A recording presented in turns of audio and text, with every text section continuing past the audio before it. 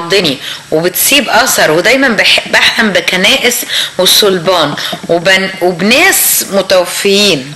ارجوكي ساعديني واسالي سيدنا الشيخ. حاضر، او سيدنا الشيخ معانا. بص يا ست الكل، التعابين في المنام يا اصدقاء سوء، حاجتين ما لهمش تالت، يا اصدقاء سوء يا شياطين بتعاكسك.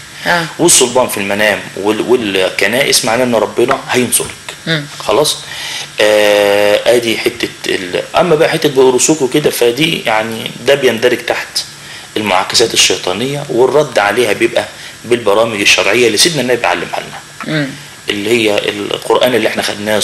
يعني لو انت داومت على البرنامج اللي حطيناه اللي سيدنا النبي حطه واحنا بنقوله بس مش اكتر، كل يوم 100 آية من سورة البقرة، سورة الإسراء والزمر قبل النوم، صلاة الوتر، سماع الرقى الشرعية، الاغتسال بماء قرئ عليه الرقى الشرعية، ساعتها ربنا سبحانه وتعالى هيصرف عنك المعاكسات اللي المنام بيحذرك منها. نورهان احمد بتقول السلام عليكم، انا حلمت ان في البيت عندنا في حريقه، وان بابا هو اللي اتحرق، وان كل الناس كانوا بيقولوا انه مات محروق، مع العلم انه ميت في الحقيقه. ارجو التفسير. معنى الرؤيه ان في فتنه جوه البيت، في فتنه يعني بس مش شرط ان تكون حاصله. حاجه من حاجتين، يا في مشكله حاصله فعلا حاليا جوه البيت، يا انما معنى الرؤيه بتقول لك ما تعملوش مشكله عشان المشكله تقلب حريقه. حريقه مش بمعنى نار، حريقه يعني كلنا نمسكه في بعضنا. طب والميت لما هو باباه بالفعل متوفي، اما تحلم ان هو مثلا محروق، يعني هو هيتحرق دمه على اولاده. هيحس ويزعل، هيتحرق دمه عليهم. ما احنا في مره كده ان شاء الله نبقى نعمل لكم زي سلسله الاموات بيحسوا بايه تحت، وده حدوته ثانيه يعني، او مش تحت او في عالم البرزخ. فالاموات بيحسوا، فمعناه هو هيتحرق دمه من اللي انتوا هتعملوه في بعض. فمعناه كل واحد يلم الدور، وكل ما تلاقوا باب هيفتح مشاكل اقفلوه، عشان لا قدر الله لو اتفتح الباب هيبقى حريقه كبيره جدا، وابوكوا في تربته هيتحرق دمه عليكم، وهيزعل جدا منكم كلكم. ودي رؤيه اسمها رؤيه تحذيريه، يعني منام بيحذرني ان انا اقدم على شيء ممكن يعمل لي كارثه في البيت. وفاء الخولي بتقول لو الشيخ يعيد اسماء الصور تاني يا حبيبه قلبي، احنا عدناها، سوره الزمر والاسراء وصلاه الوتر على صفحه شفت منام، نكتبها على الصفحه باذن الله علشان تبقوا مطمنين اكتر باذن الله. رنا احمد السلام عليكم، انا شفت رؤيه ان الحنانه كانت بتحني ايديا. الست اللي بتحني الايدين اللي بيسموها ايه دي؟ الحنانه. اسمها الحنانه. هي اسمها الحنانه فعلا؟ ما اعرفش، انا اول مره اسمع. فانا عملت نفسي فاهمه. أيوة. بصراحه عشان ده برنامج ما ينفعش فيه اكذب. انا اول مره ده افهمها منك يا رنا. الاحساس ان هي انا اعرف ان في واحده بتحني الايدين. لا اللي هي فنانه اللي هو بيجهزوا، لا اللي هو دي في الارياف وكده، اللي هي بتجهز العروسه لا اللي بترسم الحنه على الايدين اسمها الحنانه. تمام. نسبه للحنه. جميل. كانت بتحني ايديها وفي الشارع، واحنا جالسين على النيل، وكان الجو جميل جدا، مع العلم ان انا مش مخطوبه. ارجو التفسير. مش محتاج تفسير. استاذه عزه هو مش محتاج تفسير خلاص يعني. لا خلاص انا اتعديت كده مش كده. نعم. يا محمد، انا نسا اختي حلمت ليا اني كنت نايمه على السرير وماما بتولدني وجبت ولد سميته احمد. ممكن حلم كمان ان هي انسه ولا مدام؟ انسه. قالت انا انسه ومامتها بتولدها وجابت ولد سميته احمد. تمام. قبل ما نفسر منامها التاني، معناها بتولدك معناها هيجيلك ولد، يعني هيتقدم لك ولد يخطبك اسمه احمد. خلاص. والولد في المنام، وبقولها للمره 100,000 علشان الناس اللي بتتصل بيا على التليفون وبيبعتوا لي رسائل على الخاص، وانا انزل لكم الواتساب بتاعي على صفحه شفت منام بالتليفون بتاعي، بس ما حدش يدوشني كتير. بقول لكم للمره 100,000 الولد في المنام مش هم زي ما احنا بنسمع. للمره 100,000 هو الراجل في المنام هو اللي بشرة خير ولا الراجل. هي الولد في المنام بشرة خير. فضحكت فبشرناها بإسحاق، قالوا يا بشرى هذا غلام. وبالكلام ده مش للسادة المشاهدين، كل المشايخ اللي بتطلع في القنوات الفضائية يسمعوا اللي بقوله عليه، مش اللي أنا بقوله، يعني العلم بيقوله. الولد في المنام مش هم. للمرة 100,000 يا عم الشيخ يلي بتفسر الناس المنامات، أو يا أختي يلي بتفسر الناس المنامات، الولد في المنام بشارة خير. قالوا يا بشرى هذا غلام، يبقى قالوا يا بشرى هذا غلام، يبقى الولد في المنام المولود بشرى. امتى يبقى الولد هم؟ لو ان اللي شاف الرؤية من الظلمة اللي بيظلموا الناس في حقوقهم، زي ما ربنا قال في حق سيدنا موسى ليكون لهم عدوا وحزنا. فسيدنا موسى لما قال فرعون هم اللي شافوه اصبح لهم عدوا وحزنا. الكلام طبعا اللي انا بقوله ده مش هيفهمه الا العلماء اللي بيفسروا لكم الاحلام، فيا ريت تراجعوا نفسكم عشان انتوا علمتوا الناس حاجات غلط، قلت لهم الولد هم وظلمتوا الاحلام وظلمتوا الولد وظلمتوا والبت دنيا، والبت دنيا فعلا ده حقيقي. لكن الولد بشرى.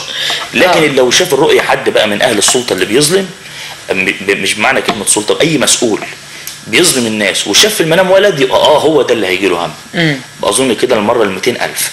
طيب حضرتك شفت امك بتولدك ولد اسمه احمد، يعني هيجي لك بشارة ان هيتقدم لك ولد، يعني راجل فرود لخطوبتك اسمه احمد او صفته محمودة. نشوف المنام اللي وراه. قبل المنام اللي وراه هعمل سسبنس علشان جالي امر من فوق، نطلع فاصل.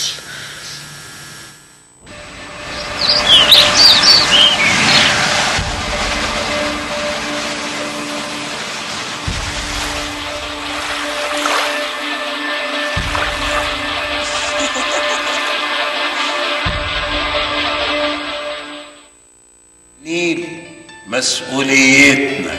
النيل مسؤوليتنا كلنا. النيل مسؤوليتنا. النيل مسؤوليتنا. النيل مسؤوليتنا. النيل مسؤوليتك. النيل مسؤوليتي. النيل مسؤوليتك انت شخصيا، فحافظ عليه. النيل مسؤوليتكم. نيلنا هنحميه وهنحافظ عليه. نيلنا هنحميه وهنحافظ عليه. نيلنا هنحميه وهنحافظ عليه وهنبلغ عن اي تعدي عليه. تحيا مصر ويحيا نيل مصر. تحيا مصر ويحيا نيلها. تحيا مصر ويحيا نيل مصر. تحيا مصر ويحيا نيل مصر. تحيا مصر ويحيا نيل مصر. تحيا مصر ويحيا نيل مصر. نيلنا هنحميه وهنحافظ عليه.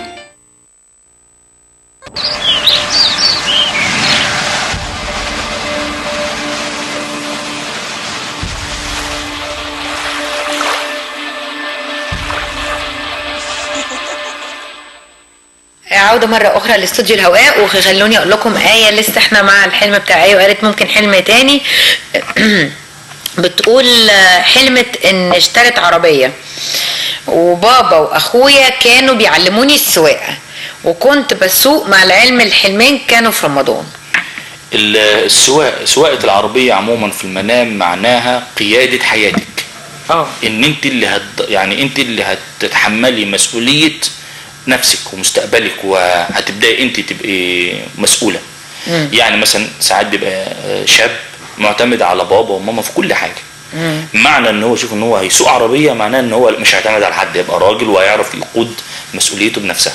طب وكذلك الحال لو شفت انت كإنسان متجوز بقى ومسؤول فعلا ان انت بتسوق عربية، معناه ان انت هتعرف تتحكم في مسيرة حياتك واكل عيشك، هتبقى ضابط الامور صح.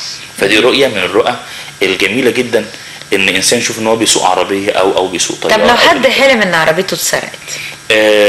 ده غالبا ما بيبقاش منام قد ما هو بيبقى خوف على العربية. طب لا، ما انا بتكلم عامة، يعني لو حد حلم ان عربيته اتسرقت، مش العربية دي حياته، حياته اتسرقت بقى. لا مش بتبقى كده. امال ايه؟ بيبقى حد نقل عنه كلام في الشغل. يبقى حد في شغله في اكل عيشه بينقل عنه كلام بيضر اسلوب قيادته لعمله. بس مش معنى حياته سرقت. اللي معنى حياته سرقت لو حد شاف محفظته او موبايله اتسرق.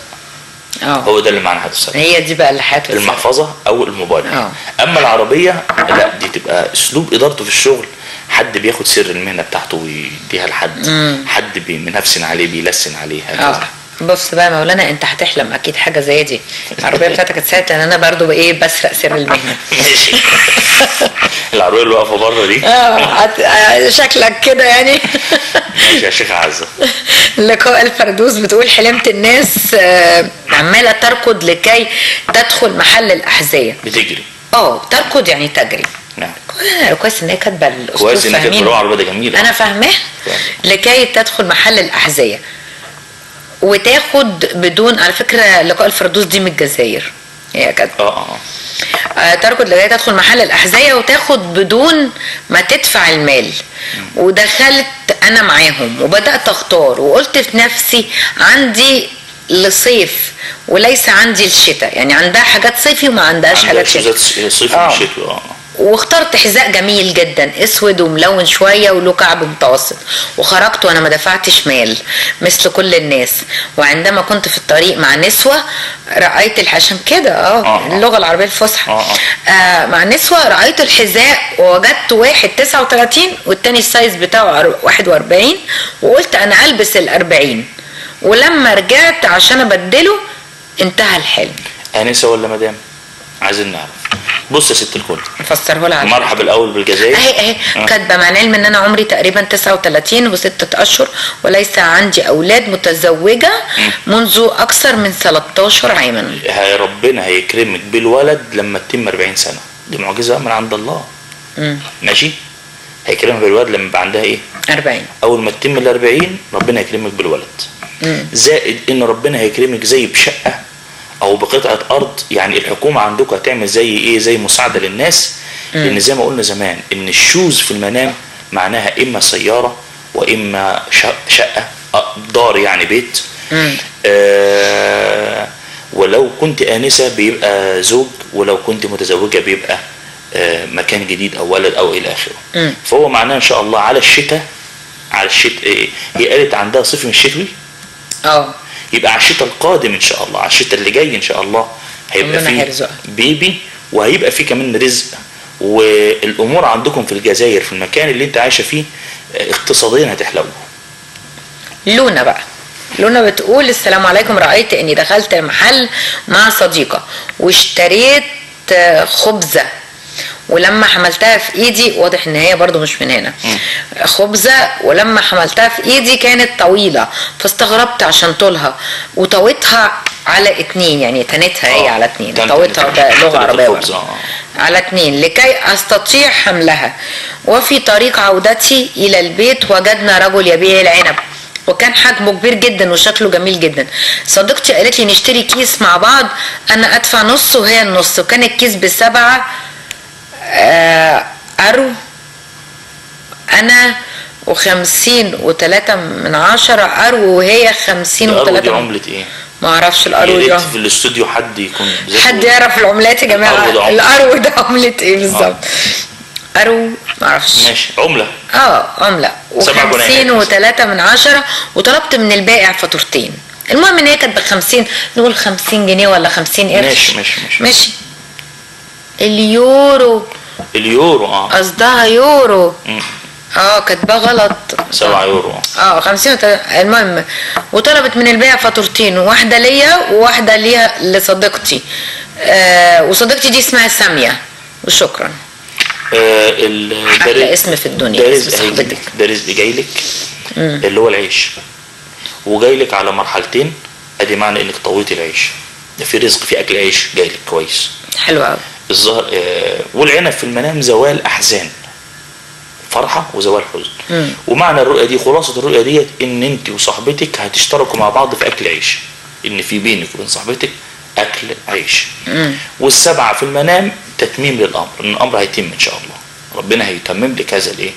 هيتمم لك هذا الامر يا رب. وهيبقى انت وصاحبتك ساميه دي في بينكم وبين بعض اكل عيش كويس، وتنصرف عن كل احزان. فدي بشرى كويسه في اكل عيشك وفي الفلوس يعني. حلو قوي. احباب الله، الحمد لله. فضيلة الشيخ اسلام، السلام عليكم. ارجو تفسير حلمي، وهو حلمت ان هناك واحده معاها كيس فيه هدوم اطفال صغيره، طلعت لبس طفل صغير، وكان معايا ابن بنتي، وكنت عايزه اقول لها ده صغير عليه، وصحيت من النوم علما بان لي ابن متزوج من اكتر من عام ولسه ما جابش ولاد لحد دلوقتي. ارجو تفسير الحلم ضروري ان شاء الله. والله العظيم يا تيتا. هيجيب ولد. يلا يا تيتا. هتبقي تيتا خلاص، هيجيب ولد. ابنك هيجيب ولد. مش محتاجه تفسير، واضح. منام مش محتاج تفسير. ابنك ربنا يكرمه وهيجيب ولد. وهيكبرك بقى. هي ملهاش دعوه بيه. نعم. تعمل نفسها مش واخده بالها. هنا مش عارفه الدبكري حاجه كده. انا زوجه وام الولد وبنت. شفت النهارده سيدنا الحسين الله. في صوره راجل اسمر طويل شكله مريح، بيقول لي الجنه 24 قيراط كاملين ما ينقصوش ولا قيراط. ملحوظه امي ليها ارض ميراث، اخوها مات من سنه وامي عايشه. كامل مكمل. وانتي اسمها هنا؟ هنا يا استاذه هنا، كملي قراءة العباده بتاعتك، ما تسيبيش فرائض او نوافل او حاجات معينه في الدين، ما تسيبهاش، ما تاخديش حاجه او تسيبي حاجه. ادي معنى ان الرساله اللي جايه لك من سيدنا الحسين. وسيدنا الحسين رمز للصبر، وسيادتك شفت الرؤيه ديت في شهر محرم، وده الشهر اللي قتل فيه سيدنا الحسين. ومن راى سيدنا الحسين في الشهر الذي قتل فيه سيدنا الحسين فمعناه ان ربنا هينصره. خدت بالك؟ معناه ان ربنا ان هو فعلا مظلوم وربنا هينصره. كتير من الناس عايز اخش في السياسه شويه كده لمده ربع دقيقه. كتير من الناس بس عندنا اذان. ما انا فاهم. فاضل لنا قد على الاذان؟ عندنا اذان دلوقتي. اذان خلاص. نرفع الاذان ماشي، ونقول اللي حضرتك عايزه قبل سؤال النجم الخفيف. أوكي. خلاص أوكي. نطلع الاذان وهنرجع لكم مره تانية.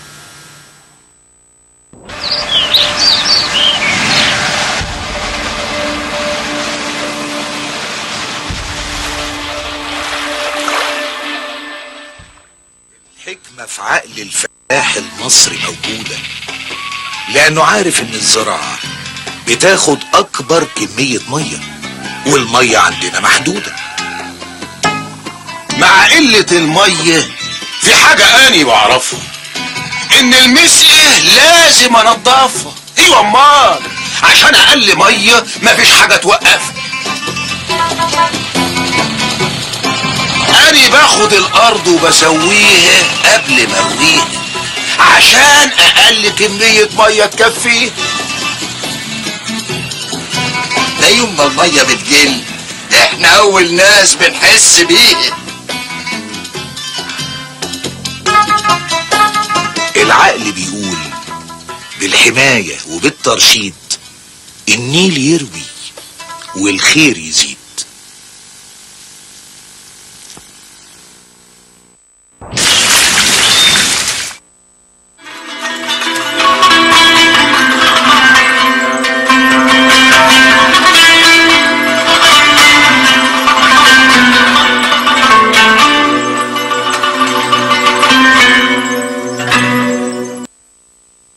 الله أكبر الله أكبر الله أكبر الله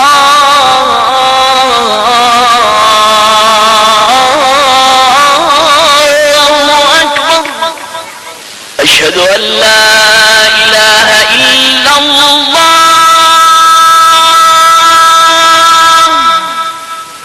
أشهد أن لا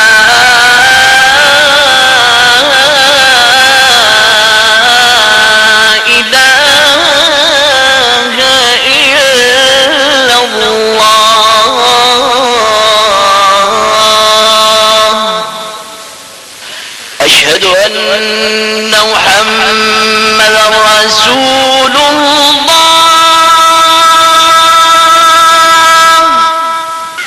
أشهد أن محمدا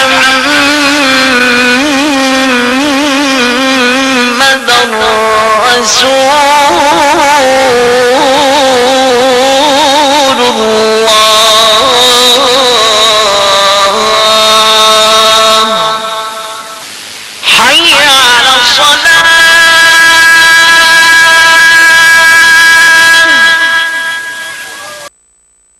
حي على الصلاة.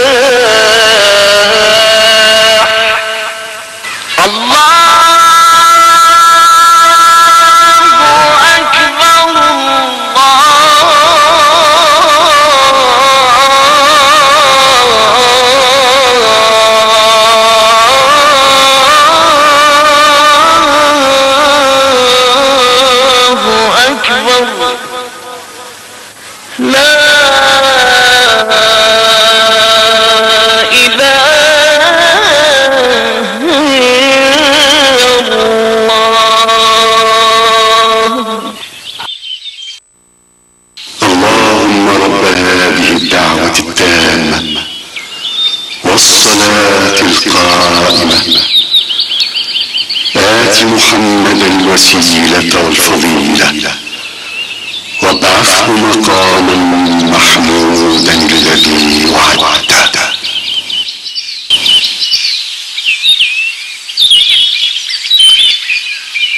عن ابن مسعود رضي الله عنه قال: كنا مع رسول الله صلى الله عليه وسلم في قبة نحو من 40 رجلا، فقال: أترضون أن تكونوا ربع أهل الجنة؟ قلنا: نعم. فقال: أترضون أن تكونوا ثلث أهل الجنة؟ فقلنا: نعم. فقال صلى الله عليه وسلم: والذي نفسي بيده إني لأرجو أن تكونوا نصف أهل الجنة، وذاك أن الجنة لا يدخلها إلا نفس مسلمة، وما أنتم في أهل الشرك إلا كالشعرة البيضاء في جلد الثور الأسود، أو كالشعرة السوداء في جلد الثور الأحمر. صدق رسول الله صلى الله عليه وسلم. انتوا عارفين ان انتاج المزارع المصري من